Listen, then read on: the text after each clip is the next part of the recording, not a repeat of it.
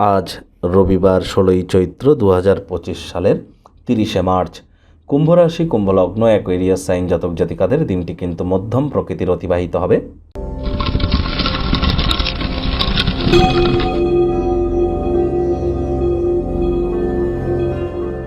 আজ রবিবার হওয়া সত্ত্বেও ভিডিওটির শুরুতেই আপনারা কিন্তু দেখতে পাচ্ছেন শনি মহারাজের প্রণাম মন্ত্র। ওম নীলাঞ্জন চয় প্রক্ষং রবি সুতং মহাগ্রহম ছায়া গর্ভ সম্ভুতং তং নমামি শনিশ্চরম। এটি আজ আপনারা ১০৮ বার করে সন্ধেবেলার সময় জপ করুন না। এটি আপনাদেরকে বহুলাংশে উপকৃত করবে। আজ ভুলেও কালো রঙের বস্ত্র যেন পরিধান করবেন না।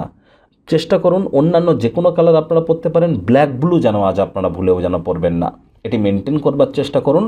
আর মাত্র একদিন আগেই কিন্তু শনি রাশি পরিবর্তন করেছে, যার ফলস্বরূপ আগত ২.৫ বছর আপনাদের জীবন ঠিক কীভাবে প্রভাবিত হবে সে বিষয়ে অলরেডি কিন্তু চ্যানেলে ভিডিও আপলোড করা হয়েছে। সময় সুযোগ বুঝে একবার দেখে বা শুনে নিতে ভুলবেন না। আই বাটনে আমরা সম্ভবত লিঙ্ক দিয়ে দেবো, আদারওয়াইজ আমাদের চ্যানেলে আপনারা যান, সেখানে শনি রাশি পরিবর্তন নামে একটি প্লে লিস্ট আছে, সেখানে গিয়ে আপনারা ভিডিওটি দেখে নিন। শনি রাহুর পিশাচ যোগ চলছে, আর যে শনির রাশি পরিবর্তনের দিনই কিন্তু ছিল অমাবস্যা এবং সূর্যগ্রহণ। তাহলে অবশ্যই এই ২.৫ বছর আপনাদের জন্য অত্যন্ত গুরুত্বপূর্ণ। সময় সুযোগ বুঝে দেখে বা শুনে নেবেন।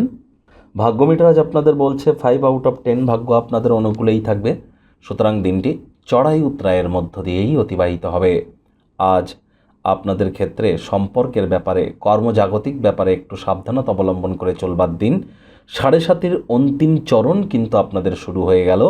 কাজের জায়গায় সিনিয়রদের থেকে প্রেশার, গৃহে কিছু মতবিরোধ, কাজের জায়গায় মনোনিবেশ করতে আপনাদেরকে সমস্যা তৈরি করাতেই পারে। তবে হ্যাঁ, কায়িক পরিশ্রম হলেও চাইলে কিন্তু আপনারা শরীর মনে সতেজতা তরতাজাই অনুভব করতে পারেন যদি দিনের শুরুটা তাড়াতাড়ি করেন, যোগব্যায়াম, ধ্যান, প্রাণায়ামের মাধ্যমে দিনটি শুরু করেন।